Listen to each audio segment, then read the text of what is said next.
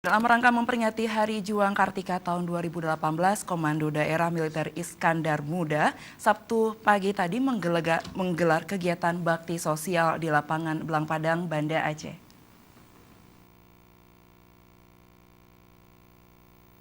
Kegiatan bakti sosial dalam rangka memperingati Hari Juang Kartika tidak hanya dilaksanakan di jajaran Kodam Iskandar Muda saja. Namun kegiatan bakti sosial dalam rangka HJK yang jatuh pada 15 Desember 2018 ini juga serentak dilaksanakan di seluruh Kodam yang ada di wilayah Indonesia.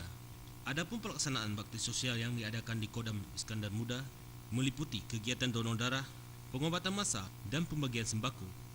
Panglima Kodam Iskandar Muda, Maijen TNI Teguh Arif Indra Moko, usai memimpin upacara Hari Juang Kartika, menyempatkan untuk hadir dan mengikuti kegiatan donor darah yang didampingi Kasdam Iskandar Muda dan Rindam, para asisten Kasdam Iskandar Muda dan para kabalak Dam IM, dan juga diikuti oleh ratusan prajurit, PNS dan ibu-ibu Persit segarnizum Banda Aceh dan masyarakat di wilayah Banda Aceh yang memadati tenda tempat pelaksanaan baksos.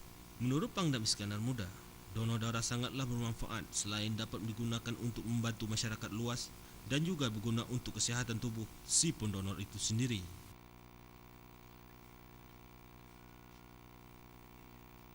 Selain kegiatan ini, Pangdam mengharapkan dengan kegiatan bakti sosial ini dapat memberikan manfaat yang besar bagi masyarakat luas, khususnya masyarakat Banda Aceh. Tim Liputan Aceh TV.